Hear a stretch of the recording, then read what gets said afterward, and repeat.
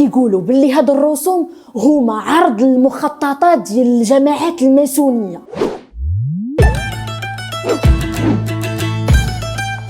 عائله سيمبسون هادو هما الرسوم اللي جيت نهضر لكم عليهم اليوم. بداو في 1989 ودازت فيهم 673 حلقه. كانوا هما اطول رسوم امريكانيه كوميديه. هي اسره صغيره كانوا فيها الام والاب وثلاثه الوليدات، وتيقولوا باللي لو كونسيبتور ولا الرسام اللي حط هاد الرسوم سماهم على افراد العائله ديالو. من بعد سنين الناس ولاو كيبانوا لهم الاحداث ديال هاد الرسوم كتوقع شويه بشويه.